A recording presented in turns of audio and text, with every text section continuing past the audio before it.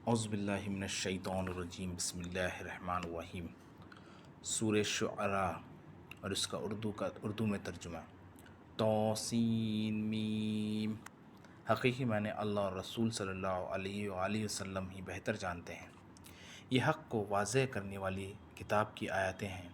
اے حبیب مکرم صلی اللہ علیہ وسلم، شاید آپ اس غم میں اپنی جان عزیز ہی دے بیٹھیں گے کہ وہ ایمان نہیں لاتے۔ اگر ہم چاہیں تو ان پر آسمان سے ایسی نشانی اتار دیں کہ ان کی گردنیں اس کے آگے جھکی رہ جائیں، اور ان کے پاس خدا رحمان کی جانب سے کوئی نئی نصیحت نہیں آتی مگر وہ اس سے روح گرداں ہو جاتے۔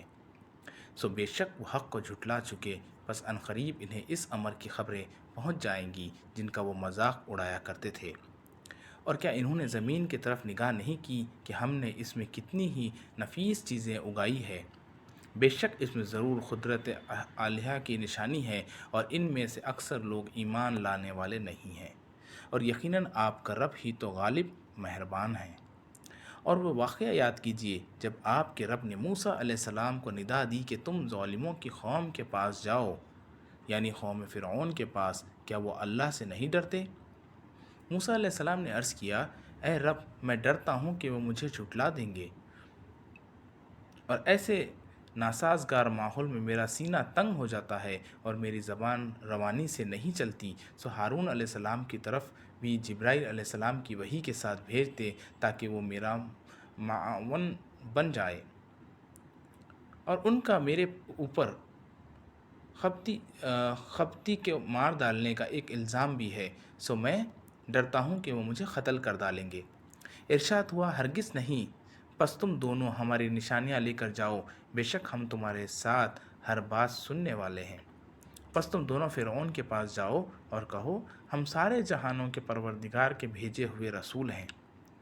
ہمارا مدعا یہ ہے کہ تم بنی اسرائیل کو آزادی دے کر ہمارے ساتھ بھیج دو۔ فرعون نے کہا، کیا ہم نے تمہیں اپنے یہاں بچپن کی حالت میں پالا نہیں تھا، اور تم نے اپنے عمر کے کتنے ہی سال ہمارے اندر بسر کیے تھے، اور پھر تم نے اپنا وہ کام کر ڈالا جو تم نے کیا تھا، یعنی ایک قبطی کو قتل کر دیا، اور تم ناشکر گزاروں میں سے ہو، ہماری پرورش اور احسانات کو بھول گئے ہو۔ موسیٰ علیہ السلام نے فرمایا، جب میں نے وہ کام کیا میں بے خبر تھا کہ کیا ایک گھونسے سے اس کی موت بھی واقع ہو سکتی ہے؟ پھر میں اس وقت تمہارے دائرہ اختیار سے نکل گیا جب میں تمہارے ارادوں سے خوفزدہ ہوا، پھر میرے رب نے مجھے حکم نبوت بخشا اور بالآخر مجھے رسولوں میں شامل فرما دیا۔ اور کیا وہ کوئی بھلائی ہے جس کا تو مجھ پر احسان جتا رہا ہے؟ اس کا سبب بھی یہ تھا کہ تو نے میری پوری قوم بنی اسرائیل کو غلام بنا رکھا تھا۔ فرعون نے کہا، سارے جہانوں کا پروردگار کیا چیز ہے؟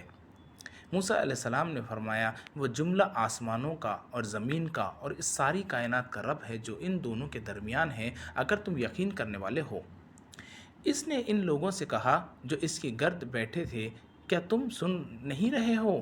موسیٰ علیہ السلام نے مزید کہا کہ وہی تمہارا بھی رب ہے اور تمہارے اگلے باپ داداؤں کا بھی رب ہے۔ فرعون نے کہا، بے شک تمہارا رسول جو تمہاری طرف بھیجا گیا ہے ضرور دیوانہ ہے۔ موسیٰ علیہ السلام نے کہا، وہ مشرق اور مغرب اور اس کے ساری کائنات کا رب ہے جو ان دونوں کے درمیان ہے، اگر تم کچھ عقل رکھتے ہو۔ فرعون نے کہا، اے موسیٰ، اگر تم نے میرے سوا کسی اور کو معبود بنایا تو میں تم کو ضرور گرفتار کر کے قیدیوں میں شامل کر دوں گا۔ موسیٰ علیہ السلام نے فرمایا، اگرچہ میں تیرے پاس کوئی واضح چیز بطور معجزہ بھی لے آؤں۔ فرعون نے کہا، تم اسے لے آؤ اگر تم سچے ہو۔ موسیٰ علیہ السلام نے اپنا عصا زمین پر ڈال دیا، وہ اسی وقت واضح طور پر اژدہا بن گیا، اور موسیٰ علیہ السلام نے اپنا ہاتھ بغل میں ڈال کر باہر نکالا تو وہ اسی وقت دیکھنے والوں کے لیے چمکدار سفید ہو گیا۔ فرعون نے اپنے ارد گرد بیٹھے ہوئے سرداروں سے کہا، بلا شبہ یہ بڑا دانا جادوگر ہے، یہ چاہتا ہے کہ تمہیں اپنے جادو کے زور سے تمہارے ملک سے باہر نکال دے، پس تم اب اس کے بارے میں کیا رائے دیتے ہو؟ وہ بولے کہ تو ایسے اور اس کے بھائی ہارون کے حکم سزا سنانے کو مؤخر کر دے اور تمام شہروں میں جادوگروں کو بلانے کے لیے ہر کارے بھیج دے، وہ تیرے پاس ہر بڑے ماہر فن جادوگر کو لے آئیں۔ پس سارے جادوگر مقرر دن کے معین وقت پر جمع کر لیے گئے۔ اور فرعون کی طرف سے لوگوں کو کہا گیا کہ تم اس موقع پر جمع ہونے والے ہو تاکہ ہم جادوگروں کے دین کی پیروی کر سکیں اگر وہ موسیٰ اور ہارون پر غالب آ گئے۔ پھر جب وہ جادوگر آ گئے تو انہوں نے فرعون سے کہا، کیا ہمارے لیے کوئی اجرت بھی مقرر ہے اگر ہم مقابلے میں غالب ہو جائیں؟ فرعون نے کہا، ہاں بے شک تم اسی وقت اجرت والوں کی بجائے میرے قربت والوں میں شامل ہو جاؤ گے، اور قربت کا درجہ اجرت سے کہیں بلند ہے۔ موسیٰ علیہ السلام نے ان جادوگروں سے فرمایا، تم وہ جادو کی چیزیں ڈال دو جو تم ڈالنے والے ہو۔ تو انہوں نے اپنی رسیاں اور اپنے لاٹھیاں ڈال دی اور کہنے لگے، فرعون کی عزت کی قسم ہم ضرور غالب ہوں گے۔ پھر موسیٰ علیہ السلام نے اپنا ڈنڈا ڈال دیا تو وہ اژدہا بن کر فوراً ان چیزوں کو نگلنے لگا جو انہوں نے فریب کاری سے اپنی اصل حقیقت سے پھیر رکھی تھی۔ پس سارے جادوگر سجدہ کرتے ہوئے گر پڑے۔ وہ کہنے لگے، ہم سارے جہانوں کے پروردگار پر ایمان لے آئے جو موسیٰ اور ہارون علیہ السلام کا رب ہے۔ فرعون نے کہا، کیا تم اس پر ایمان لے آئے ہو قبل اس کے کہ میں تمہیں اجازت دیتا؟ بے شک یہ موسیٰ علیہ السلام ہی تمہارا بڑا استاد ہے جس نے تمہیں جادو سکھایا۔ تم جلد ہی اپنا انجام معلوم کر لو گے۔ میں ضرور ہی تمہارے ہاتھ اور تمہارے پاؤں الٹی طرف سے کاٹ ڈالوں گا اور تم سب کو یقیناً سولی پر چڑھا دوں گا۔ انہوں نے کہا، اس میں کوئی نقصان نہیں، بے شک ہم اپنے رب کی طرف پلٹنے والے ہیں۔ ہم خوبی امید رکھتے ہیں کہ ہمارا رب ہماری خطائیں معاف فرما دے گا، اس وجہ سے کہ اب ہم ہی سب سے پہلے ایمان لانے والے ہیں۔ اور ہم نے موسیٰ علیہ السلام کی طرف وحی بھیجی کہ تم میرے بندوں کو راتوں رات یہاں سے لے جاؤ، بے شک تمہارا تعاقب کیا جائے گا۔ پھر فرعون نے شہروں میں ہر کارے بھیج دیے اور کہا، بے شک یہ بنی اسرائیل تھوڑی سی جماعت ہے اور بلا شبہ وہ ہمیں غصہ دلا رہے ہیں، اور یقیناً ہم سب بھی مستعد اور چوکس ہیں۔ پس ہم نے ان فرعونیوں کو باغوں اور چشموں سے نکال باہر کیا اور خزانوں اور نفیس قیام گاہوں سے بھی نکال دیا۔ ہم نے اسی طرح کیا اور ہم نے بنی اسرائیل کو ان سب چیزوں کا وارث بنا دیا۔ پھر سورج نکلتے وقت ان فرعونیوں نے ان کا تعاقب کیا۔ پھر جب دونوں جماعتیں آمنے سامنے ہوئی تو موسیٰ علیہ السلام کے ساتھیوں نے کہا، اب ہم ضرور پکڑے گئے۔ موسیٰ علیہ السلام نے فرمایا، ہرگز نہیں، بے شک میرے ساتھ میرا رب ہے، وہ ابھی مجھے راہ نجات دکھا دے گا۔ پھر ہم نے موسیٰ علیہ السلام کی طرف وحی بھیجی کہ اپنا عصا دریا پر مارو، پس دریا 12 حصوں میں پھٹ گیا اور ہر ٹکڑا زبردست پہاڑ کے مانند ہو گیا۔ اور ہم نے دوسروں یعنی فرعون اور اس کے ساتھیوں کو اس جگہ قریب کر دیا، اور ہم نے موسیٰ علیہ السلام کو بھی نجات بخشی اور ان سب لوگوں کو بھی جو ان کے ساتھ تھے۔ پھر ہم نے دوسرے یعنی فرعونیوں کو غرق کر دیا۔ بے شک اس واقعے میں قدرت الہیہ کی بڑی نشانی ہے، اور ان میں سے اکثر لوگ مومن نہ تھے، اور بے شک آپ کا رب ہی یقیناً غالب رحمت والا ہے۔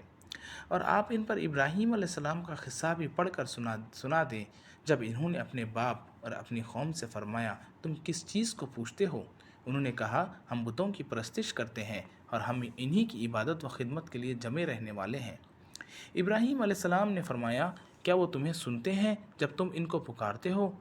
یا وہ تمہیں نفع پہنچاتے ہیں یا نقصان پہنچاتے ہیں؟ وہ بولے، یہ تو معلوم نہیں، لیکن ہم نے اپنے باپ دادا کو ایسا ہی کرتے پایا تھا۔ ابراہیم علیہ السلام نے فرمایا، کیا تم نے کبھی ان کی حقیقت میں غور کیا ہے جن کی تم پرستش کرتے ہو؟ تم اور تمہارے اگلے آبا و اجداد، الغرض کسی نے بھی سوچا؟ پس وہ سب بت میرے دشمن ہوئے، سوائے تمام جہانوں کے رب کے، وہی میرا معبود ہے۔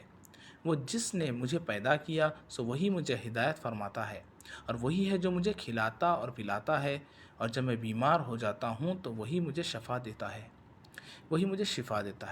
اور وہی مجھے موت دے گا، پھر وہی مجھے دوبارہ زندہ فرمائے گا، اور اسی سے میں امید رکھتا ہوں کہ روز قیامت وہ میری خطائیں معاف فرما دے گا۔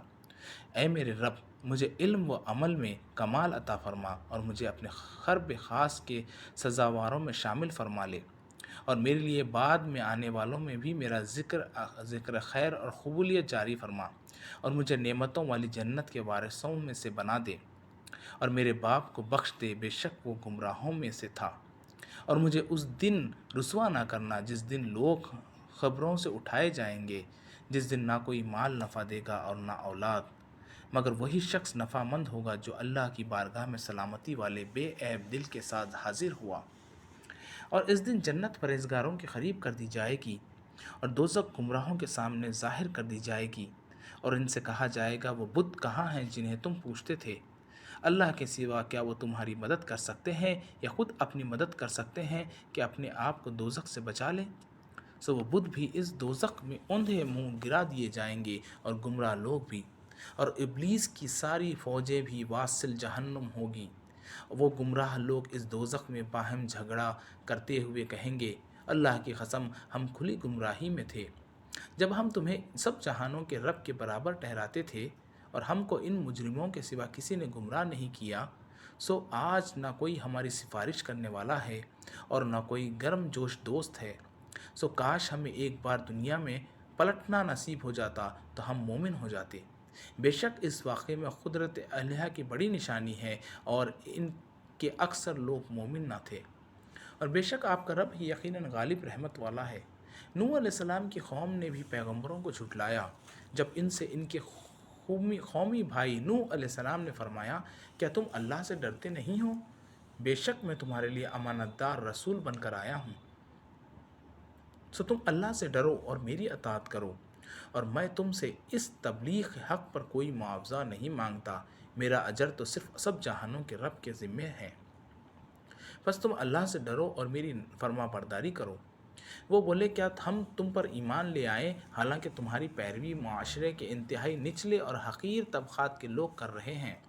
نوح علیہ السلام نے فرمایا، میرے علم کو ان کے پیشہ وارانہ کاموں سے کیا سروکار، ان کا حساب تو صرف میرے رب ہی کے ذمے ہے۔ کاش تم سمجھتے کہ حقیقی عزت و ذلت کیا ہے، اور میں مومنوں کو دھتکارنے والا نہیں ہوں، میں تو فقط کھلا ڈر سنانے والا ہوں۔ وہ بولے، اے نوح، اگر تم ان باتوں سے باز نہ آئے تو تمہیں یقیناً سنگسار کر دیا جائے گا۔ نوح علیہ السلام نے عرض کیا، اے میرے رب، میری قوم نے مجھے جھٹلا دیا، پس تو میرے اور ان کے درمیان فیصلہ فرما دے اور مجھے اور ان مومنوں کو جو میرے ساتھ ہے نجات دے دے۔ پس ہم نے ان کو اور جو ان کے ساتھ بھری ہوئی کشتی میں سوار تھے نجات دے دی۔ پھر اس کے بعد ہم نے باقی ماندہ لوگوں کو غرق کر دیا۔ بے شک اس واقعے میں قدرت الہیہ کی بڑی نشانی ہے اور ان کے اکثر لوگ مومن نہ تھے، اور بے شک آپ کا رب ہی یقیناً غالب رحمت والا ہے۔ قوم عاد نے بھی پیغمبروں کو جھٹلایا جب ان سے ان کے قومی بھائی ہود علیہ السلام نے فرمایا، کیا تم اللہ سے ڈرتے نہیں ہو؟ بے شک ہم تمہارے لیے امانت دار رسول بن کر بے شک میں تمہارے لیے امانت دار رسول بن کر آیا ہوں، سو تم اللہ سے ڈرو اور میری اطاعت کرو، اور میں تم سے اس تبلیغ حق پر کوئی معاوضہ نہیں مانگتا، میرا اجر تو فقط تمہیں تمام جہانوں کے رب کے ذمے ہے۔ کیا تم ہر اونچی جگہ پر ایک یادگار تعمیر کرتے ہو محض تفاخر اور فضول مشغلوں کے لیے، اور تم تالابوں والے مضبوط محلات بناتے ہو اس امید پر کہ تم دنیا میں ہمیشہ رہو گے، اور جب تم کسی کی گرفت کرتے ہو تو سخت ظالم و جابر بن کر گرفت کرتے ہو، سو تم اللہ سے ڈرو اور میری فرما برداری اختیار کرو، اور اس اللہ سے ڈرو جس نے تمہارے ان چیزوں سے مدد کی جو تم جانتے ہو، اس نے تمہارے چوپایا جانوروں اور اولاد سے مدد فرمائی، اور باغات اور چشموں سے بھی۔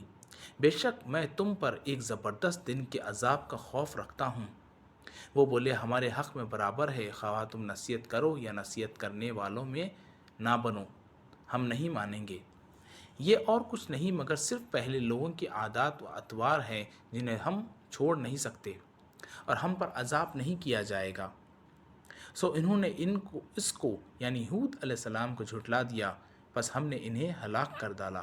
بے شک اس قصے میں قدرت الہیہ کی بڑی نشانی ہے اور ان میں سے اکثر لوگ مومن نہ تھے،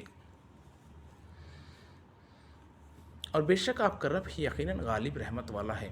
قوم سمود نے بھی پیغمبروں کو جھٹلایا جب ان سے ان کے قومی بھائی صالح علیہ السلام نے فرمایا، کیا تم اللہ سے ڈرتے نہیں ہو؟ بے شک میں تمہارے لیے امانت دار رسول بن کر آیا ہوں، بس تم اللہ سے ڈرو اور میری اطاعت کرو، اور میں تم سے اس تبلیغ حق پر کچھ معاوضہ طلب نہیں کرتا، میرا اجر تو صرف سارے جہانوں کے پروردگار کے ذمے ہے۔ کیا تم ان نعمتوں میں سے جو یہاں تمہیں میسر ہے ہمیشہ کے لیے امن و اطمینان سے چھوڑ دیے جاؤ گے؟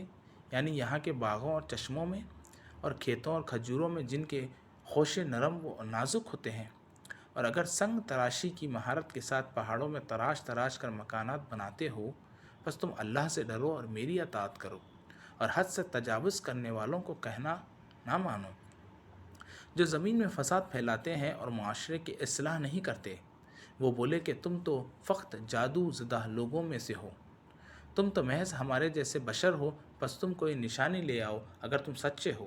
صالح علیہ السلام نے فرمایا، وہ نشانی یہ اونٹنی ہے، پانی کا ایک وقت اس کے لیے مقرر ہے اور ایک مقرر دن تمہارے پانی کی باری ہے، اور اسے برائی کے ارادے سے ہاتھ مت لگانا، ورنہ بڑے سخت دن کا عذاب تمہیں آ پکڑے گا۔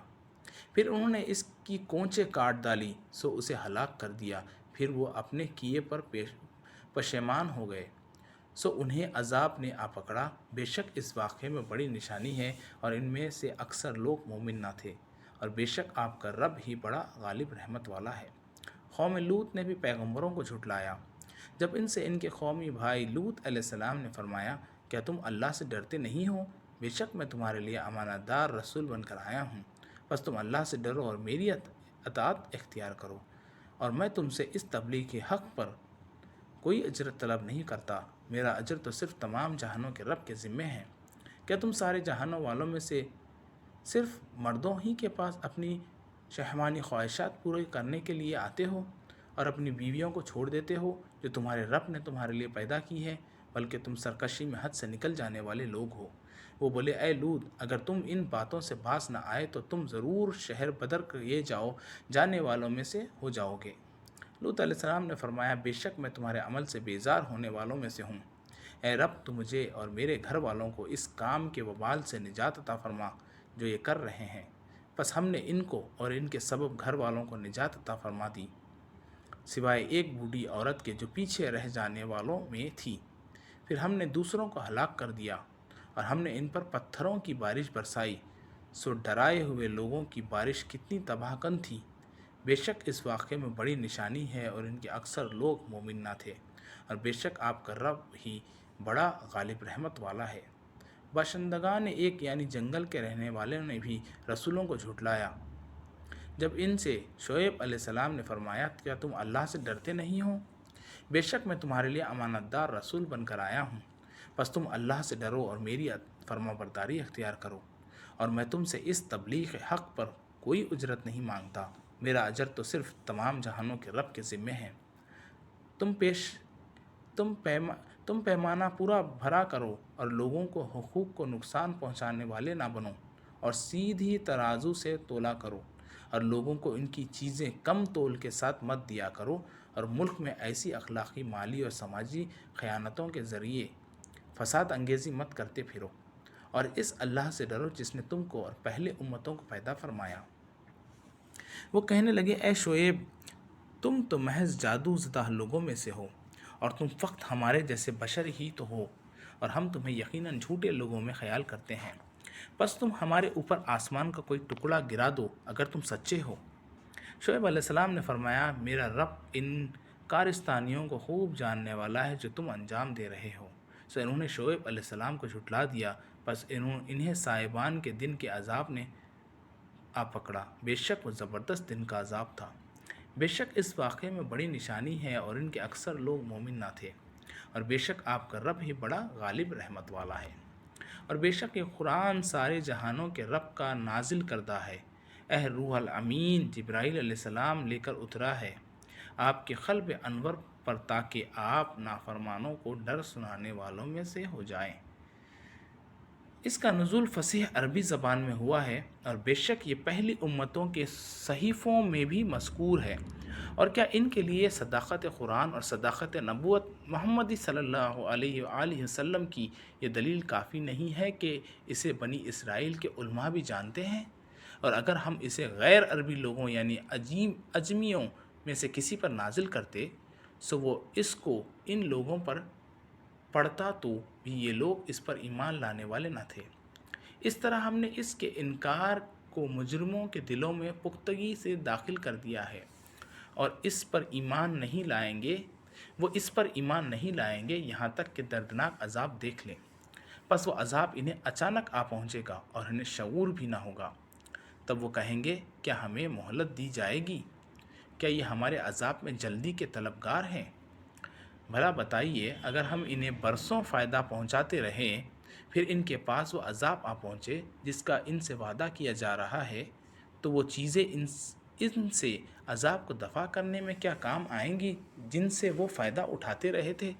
اور ہم نے سوائے ان بستیوں کے جن کے لیے ڈرانے والے آ چکے تھے کسی بستی کو ہلاک نہیں کیا، اور یہ بھی نصیحت کے لیے ہم ظالم نہ تھے۔ اور شیطان اس قرآن کو لے کر نہیں اترے، نہ یہ ان کے لیے سزاوار ہے اور نہ وہ اس کی طاقت رکھتے ہیں۔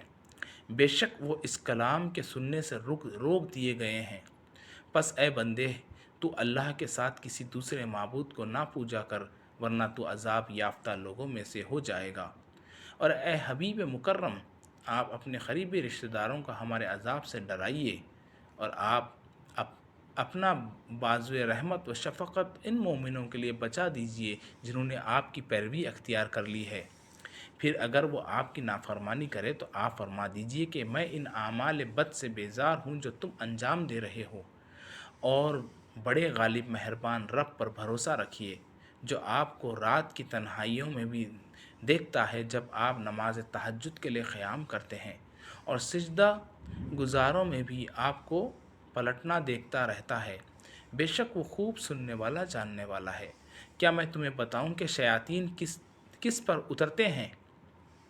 وہ ہر جھوٹے بہتان طراز گنہگار پر اترتے ہیں جو سنی سنائی باتیں ان کے کانوں میں ڈال دیتے ہیں، اور ان میں سے اکثر جھوٹے ہوتے ہیں، اور شاعروں کی پیروی بہکے ہوئے لوگ ہی کرتے ہیں۔ کیا تو نے نہیں دیکھا کہ وہ شعراء ہر وادی خیال میں یوں ہی سرگرداں پھرتے رہتے ہیں؟ انہیں حق میں سچی دلچسپی اور سنجیدگی نہیں ہوتی، بلکہ فقط لفظی و فکری جولانیوں میں مست اور خوش رہتے ہیں، اور یہ کہ وہ اپنی ایسی باتیں کہتے ہیں جنہیں خود کرتے نہیں ہیں، سوائے ان شعراء کے جو ایمان لائے اور نیک عمل کرتے رہے اور اللہ کو کثرت سے یاد کرتے رہے، یعنی اللہ اور رسول صلی اللہ علیہ وآلہ وسلم کے مداح خواں بن گئے، اور اپنے اوپر ظلم ہونے کے بعد ظالموں میں بزبان شعر انتقام لیا، اور اپنے کلام کے ذریعے اسلام اور مظلوموں کا دفاع کیا، بلکہ ان کا جوش بڑھایا، تو یہ شاعری مذموم نہیں، اور وہ لوگ جنہوں نے ظلم کیا عنقریب جان لیں گے کہ وہ مرنے کے بعد کون سی پلٹنے کی جگہ پلٹ کر جاتے ہیں۔